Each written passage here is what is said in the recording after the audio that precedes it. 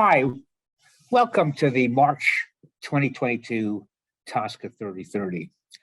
So we actually have about 240 people that signed up for this webinar today, which is fairly impressive, given the fact that we're starting to get into some nice spring weather. I do look over the list of registrants for each monthly TSCA 3030.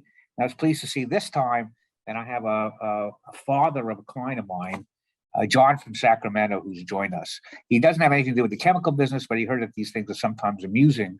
But I have to tell you that ever since the Biden EPA took over, we find little cause for amusement. Anyway, today's program is called Biden EPA Initiatives. Next slide, please. I'm Herbert Stryker, and I think I've given a lot of these. And there's my bio. Next slide, please. I'm joined today by my partner, Tom Berger, who has also given a fair number of these. Next slide, please. And finally, also joined today by my partner, James Vota, who has also participated in a number of these programs. So we actually have three of us, so there must be something important to talk about. Next slide, please. What's the agenda today? Well, we're going to talk about, I think, probably the most important topic is the first one, which Tom will handle and may consume a good portion of the 30 minutes. We may actually even run over. And that's an EPA announcement. It wasn't even a proposal. It was an announcement, no notice and comment, to revoke the 40-year-old process of allowing inventory corrections. And Tom will talk about that. Very, very important thing that's happening and a lot of implications for industry. Secondly, and I will talk about EPA's initiative to streamline the process for approving biofuel PMNs. And we'll talk about that. And finally, James will talk about the new approach methods, NAMs, for toxicity exposure testing, which is really nothing more than reduce, refine, and replace, the 3 R's, accepting alternatives to animal testing, which they've been doing in Europe for over a decade. Next slide, please. I'm going to turn this over to my partner, Tom. Tom? Thanks, Herb. Next slide, please. Hello, everyone, and thanks once again for joining us.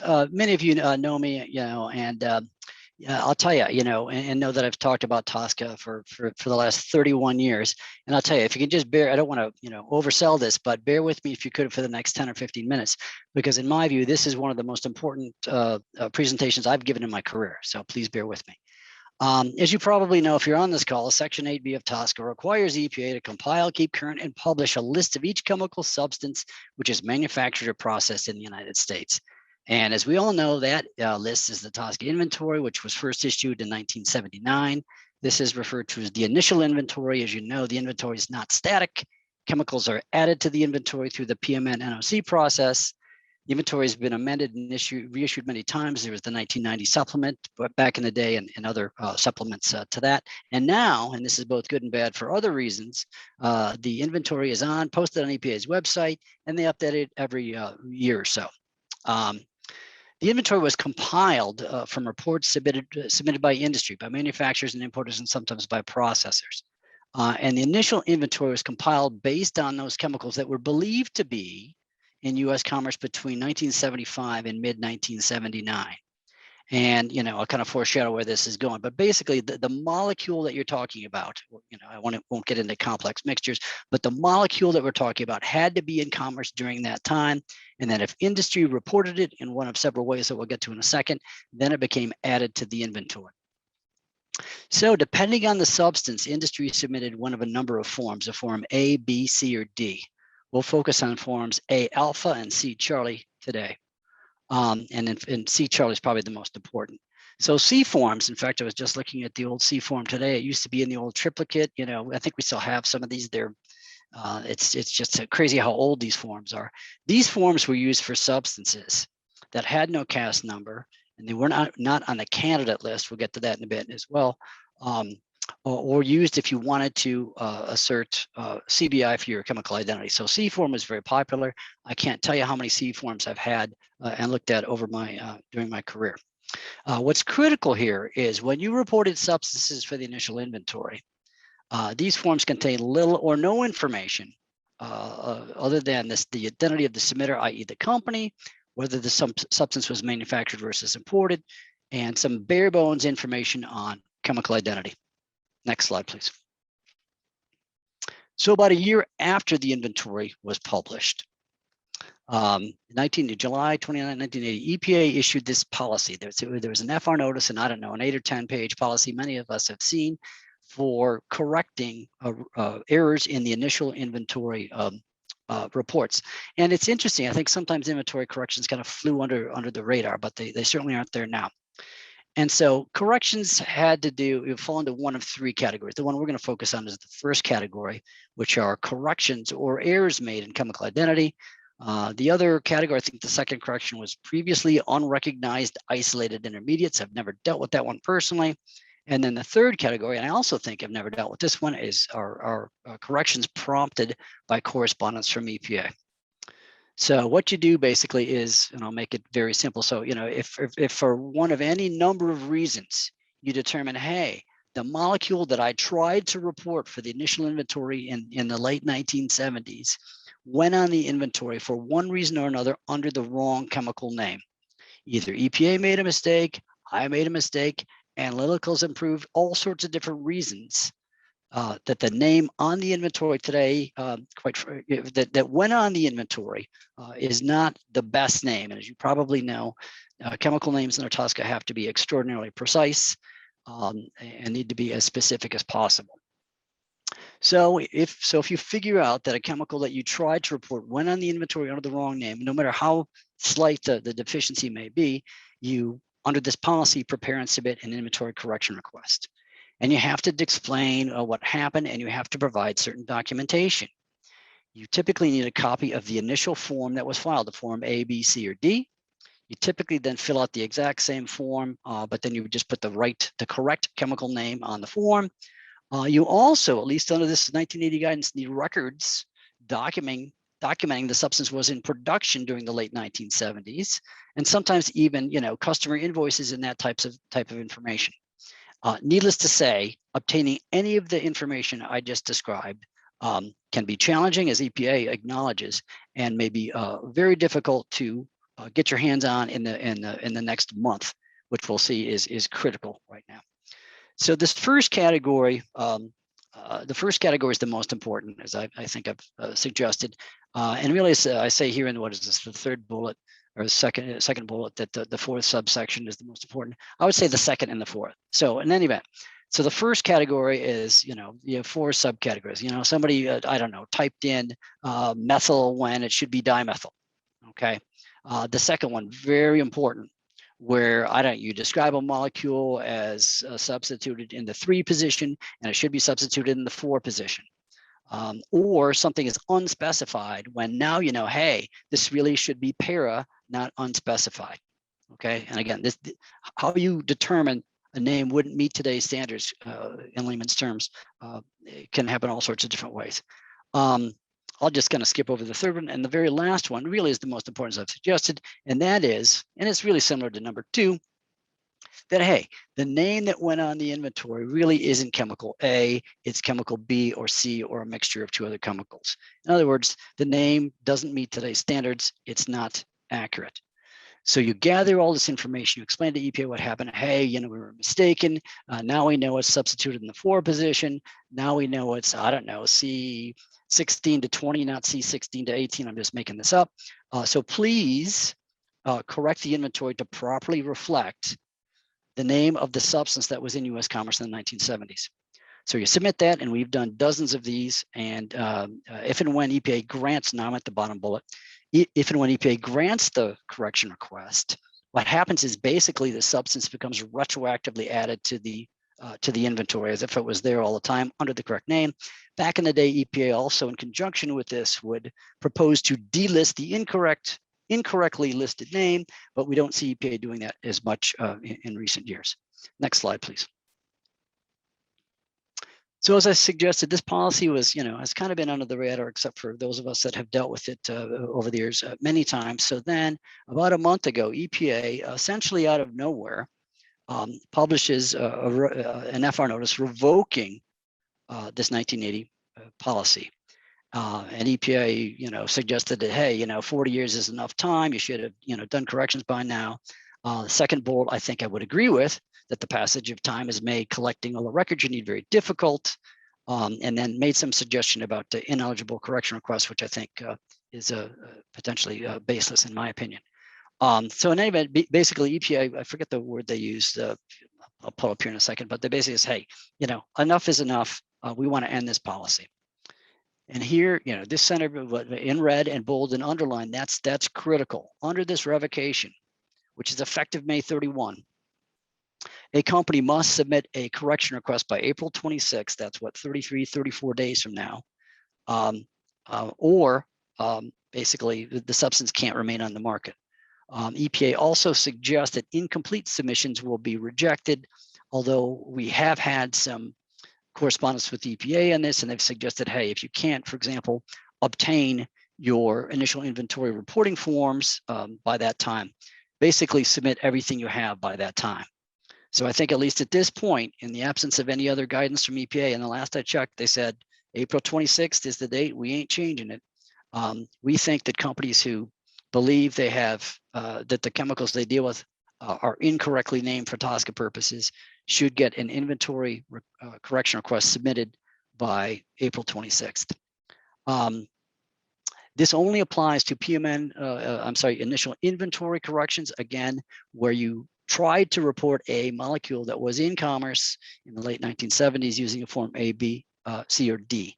EPA made it very clear that at least this FR notice doesn't apply to PMN corrections, but may have even gone a step further by saying, you can't correct the name in a PMN after the review period expires. And we'll talk about some of the ramifications of that in a second. EPA did indicate that, hey, it reserves the right to initiate inventory corrections of its own accord, but provided no information as to what the criteria would be for that, how often they would do that, all that kind of stuff. So, next slide, please. Here are at least some of the issues as we see them. And I should also point out that we've spoken with ACC on this and other trades.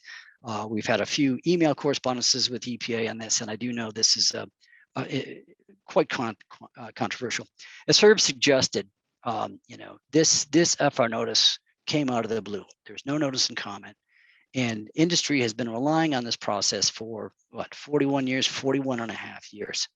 So and the inventory correction request, rightfully so, allows the inventory to, remain correct.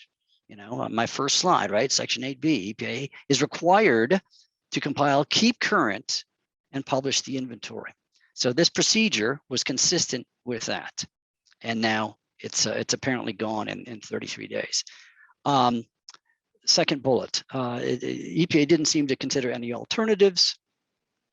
There have been some cases in the past, there's some pretty well-known nomenclature issues under TSCA for nerds like me who do this, the monomer acid situation and the activated phosphorus situation, where, long story short, there's some confusion and in some cases some incorrect EPA guidance, and EPA said, you can keep producing these substances, but you have to file PMNs within, I think it was 18 months for at least the monomer acids. I don't remember if it was the same amount for phosphorus, but hey, keep making them, but just get PMN files in the next year and a half. But they didn't seem to, and I'm not suggesting that PMN should be required in this case, but didn't seem to consider alternatives like that. I think another question is, this is the sub-bullet here, is if you submit a correction request between now and April 26th, will EPA conduct a risk assessment or hazard assessment, or will it, if you meet the requirements of the policy, simply grant the request? I think that's an open question. Historically, EPA did not conduct a risk assessment and simply, corrected the name as if the chemical had been listed under the correct name since 1979. Clearly, as I've alluded to and Herb alluded to, boy, this is not a lot of time to prepare and submit requests. You need to get, I certainly know many clients have good records and have copies of the Form A's, B's, C's, and D's, but if not, and I'm not sure suggesting that everyone on this call shouldn't be prepared to submit an FOIA to EPA requesting all your initial inventory reporting forms. It's going to take time to do that, but EPA indicated that this could be a situation where If you have everything except your initial inventory reporting form, you get that in by April 26th, you might be okay, but no guarantees. So I hate to say it, but even if you're not in the office and you're working from home with COVID, it's not too early, certainly not too early, to start thinking about, where do your company's Form A's, B's, C's, and D's reside as we speak here today. I think the next bullet is equally important, right? This only applies to initial inventory report. So what if you go out and you say, hey, there's a slight error here. So, we filed a Form C or Form A, and we'll get back to that in a second. So EPA, please correct the name of the substance from A to B or A to C. EPA does it, they grant it, that's great. Now, what about all the derivatives that may be made from the substance that didn't go on the initial inventory, but they went on through PMN? Guess what? By virtue of your correction, arguably all of the names of the chemical derivatives have changed, right? So they're not on the inventory, but they're ineligible to be corrected because the PMN review period is long since expired and they're not initial inventory submissions. So it would seem to me EPA, may want to consider, some kind of amnesty for a situation where a substance that went on the inventory via PMN, where the name of that substance changes by virtue of a raw material used to make that substance, was corrected through this procedure. And again, Form A, again, Form C is, the CAS number is not available. Literally, a Form C was you basically draw out a chemical reaction. In many cases, these were handwritten, and show what you think the molecule was that was made, and based on that, the substance was named and went on the inventory. Right, so Form Cs, you see all sorts of problems with those, and oftentimes because the chemistry was messy. But Form As were used for substances that were on what's called the candidate list, and the candidate list was a list of substances that EPA believed were in U.S. commerce in the late 1970s. It was a big list. I couldn't readily find how long the candidate list was, but I would imagine, I don't know, 10 or 20,000 chemicals. And so for those, EPA says, hey, we think these are in commerce. If you make or import it, please submit a Form A and simply basically check the box that says, yes, indeed, we manufactured or imported this. So, so here's a situation where industry really had no reason to check nomenclature. It basically relied on the CAS number or name that was provided by US EPA. And we've certainly done Form A corrections. They're eligible for corrections, but again, it seems to me if an error was made, it wasn't necessarily made by industry. So we agree, and I know ACC is working on this and plans to submit, I think, a pretty detailed rebuttal to this to US EPA, which we support. That we agree that this process shouldn't be eliminated; it should be approved and streamlined. And certainly we'd be, as a firm that's worked, as many of you know, on chemical nomenclature for 40 years, we'd be happy to work with the EPA to work out something here that doesn't completely disrupt U.S. commerce. And the whole why now question, right? We're coming out of the and I don't mean to beat EPA over the head here, but we're coming out of a pandemic. EPA is woefully short on staff, and then this is going to happen. And remember, with 87,000 chemicals on the inventory, roughly, what is it, 87,000? Let's just say 1% have nomenclature issues. And I think that's a gross underestimate. That's what, 870 inventory corrections hitting CDX on April 25th. That's just a very, very large number.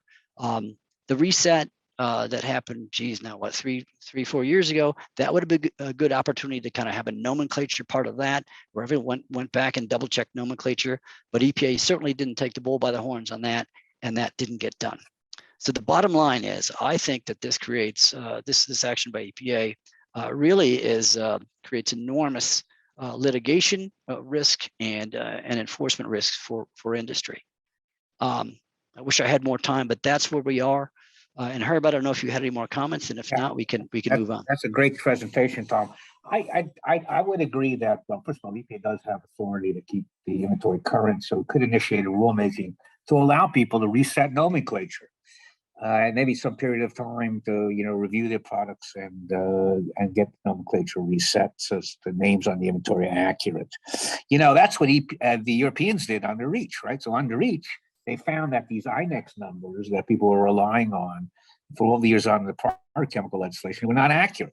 And so, but the European Chemical Agency, they allowed people to, get new EC numbers. There was no huge enforcement initiative by the Europeans.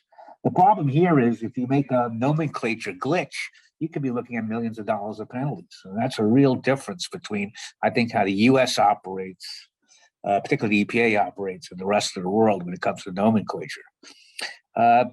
And don't forget, EPA did not require until 1995 that you actually go to the Chem Abstract Service to get a name for your substances. And this whole business about not being allowed to correct PMNs, quite frankly, I don't understand that. You file a PMN because you intend to manufacture chemicals not on the inventory. And if what you intend to manufacture is what you named in the PMN, that should allow you to be on the commerce because you've satisfied your notice requirement under Section 5A. And I have to move on. Next slide, please. Okay, so moving from a significant issue to a kind of maybe a more positive issue, EPA has an initiative to streamline the PMN opportunities for biofuels. Next slide, please. And why are they doing that? Well, I mean, I guess they're part of the Biden administration's objectives in support of carbon dioxide reduction. EPA has a renewable fuel standard program, which all aim to provide incentives to replace or reduce reliance on petroleum-based fuels. EPA feels that they should do something about streamlining the opportunity for new biofuels to come on the market as a substitute to petroleum-based fuels and fuel additives. So what have they done?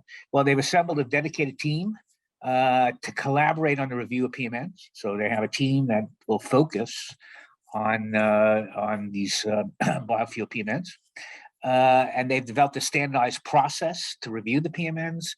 And the same dedicated team will be conducting reviews for all biofuels. EPA is also now will generate one assessment report for biofuels that'll combine what they currently have from all other substances, which are 6 different risk assessments. And that actually puts all the information into one document and makes it easier for the decision makers at the end of the day to make a decision as to whether or not to grant the PMN. And EPA has also indicated they will use standardized 5E consent orders and SNURs, significant new use rules for biofuel PMNs. And all in all, I think that actually does provide an opportunity to streamline the process of bringing these products to the market. As you know, there's been a big backlog of EPA's review of and processing of PMNs. It would seem to me that these streamlining initiatives, which is applying only to biofuels right now, it could apply across the board. And that would do a lot to help industries be competitive for the U.S. industry. Next slide, please. They're also launching training for companies within the biofuel sector, training on TSCA. The training will include, how to construct a proper PMN, which has some likelihood of getting through the process. EPA had a kickoff meeting in February, and there were 2 other meetings were held since then. And then there's a meeting, I guess, today and one on April 6th. Next slide, please. Where are the NGOs on this? Well, as usual, they're not necessarily happy. So Environmental Defense Fund, they say, of course, they have a strong interest in mitigating problems associated with climate change. They're encouraged by EPA's plan to streamline reviews for biofuels PMNs. However, they want to point out that one should not ignore the environmental impacts of sourcing certain biomass to make biofuels, or that anything that EPA does should not come at the expense of chemical safety. Not unexpected remarks from the environmental groups. Next slide, please. So, notwithstanding, I think EPA's best efforts, and I think its willingness to streamline PMNs, I suspect that it'll still be the case that many biofuels will be considered new chemicals, will have to go through the PMN process, probably unnecessarily so, and that many of them will be regulated. Now, why is that? Well, I mean, it has to do with nomenclature again, which, it has to do with several things. I mean, there is a exemption under TSCA for naturally occurring substances. It's extremely narrow exemption, as you know. mean, basically something extracted from nature can only be mechanically or minimally processed in order to qualify for that exemption. That was somewhat of a big surprise to people in the biofuel industry. There are also, as following up what Tom talked about today, a lot of nomenclature challenges associated with biofuel materials. Particularly SDA nomenclature is very limited at the plant extracts. It doesn't cover algae or other sources of substances that would make very good biofuel materials. EPA has a very narrow view of the nomenclature that applies to distillation cuts. So if you distill something and you have a separate fraction, that's another new substance. So you can be creating a lot of different substances in the biofuel business. And then finally, there have been occasions where EPA has regulated biofuels that have contained trace toxicants that are found in petroleum-based fuels, perhaps even at lower levels that are found in those fuels. And so, quite frankly, and I think echoing ADF's remarks, I think a lot of these biofuel PMNs are going to be facing an uphill battle. I want to turn this over to my partner, James Votaw, for the last presentation. James, okay. Next slide. Thanks, Herb.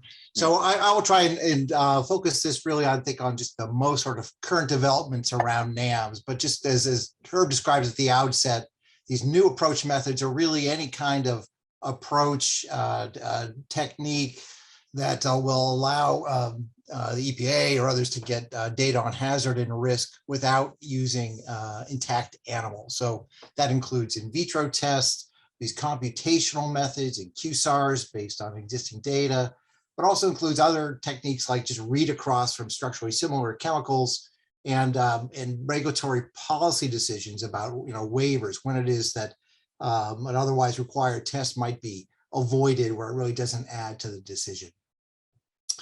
Next slide. In fact, why don't we just jump up to section 4 of TSCA, two slides forward.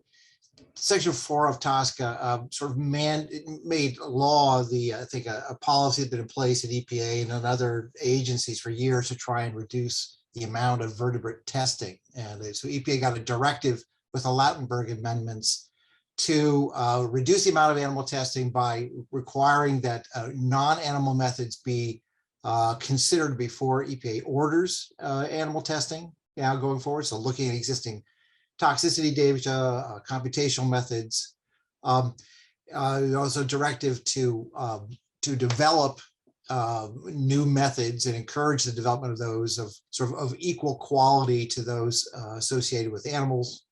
And then also to develop a strategic plan to really over time, really give some, to put this policy into place, to put it into action. Next slide. The Trump administration, EPA, came out with a strategic plan 2018, which at the time was more of I think it was sort of criticized at the time of being more of a plan to have a plan, but it was sort of an initial step to try and I think in a formal way bring together a lot of efforts to reduce the amount of testing that was done.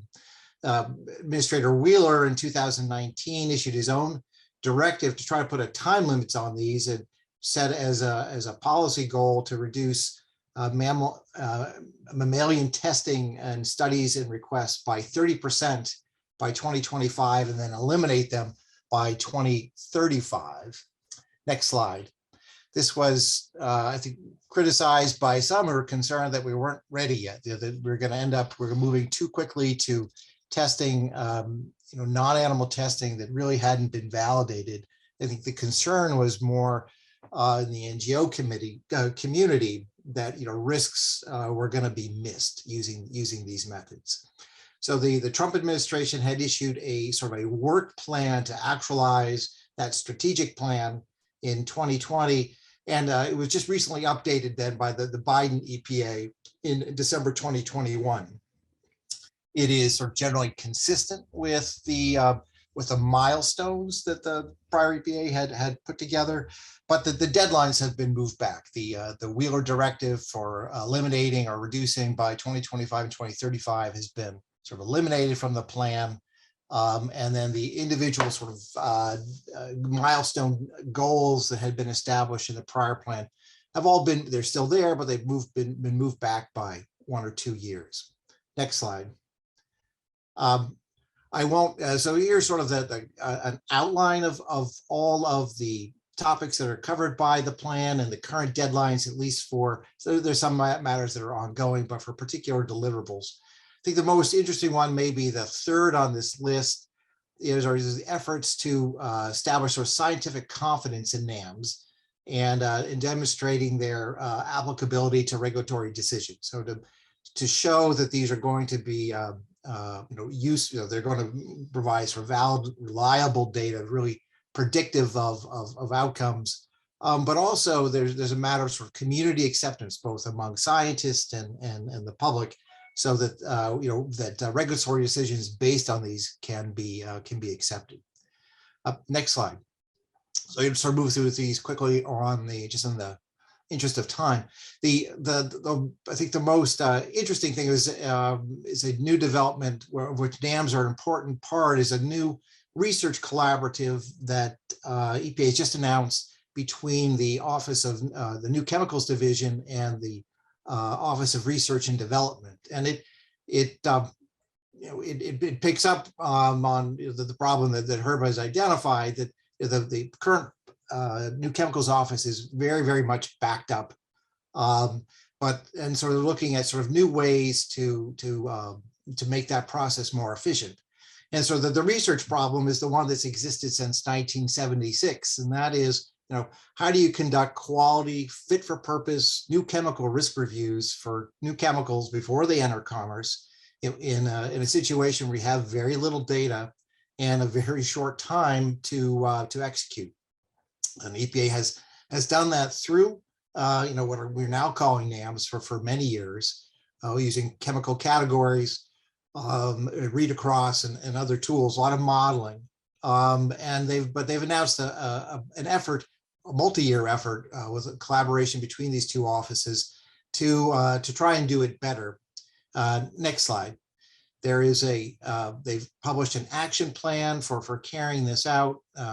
It was in the Federal Register on the 25th. There's going to be public meetings in April and accepting public comments. But just wanted to show you then sort of the categories here of the topics that are in the action plan. It's going to refining the chemical categories of process, I think, to make those actually more robust and transparent as to their basis.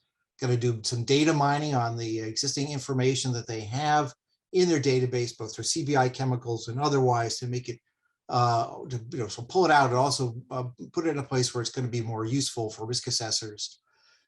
More work on developing and refining their current models, their predictive models, using the expanded sets of data, which we identify in the second point.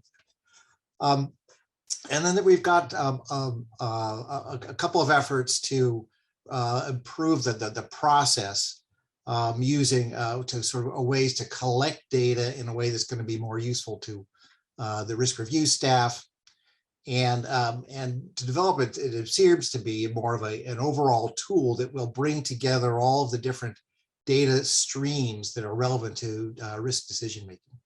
So there's a hearing, there'll be a public hearing, I said, in April. We'll get, I think, a better understanding of this, but I think this is an important effort, although long-term, to really improve the speed of the new chemicals process, while also meeting EPA's regulatory responsibilities for those things. So thank you for giving us a little of extra time to close out this part of the presentation.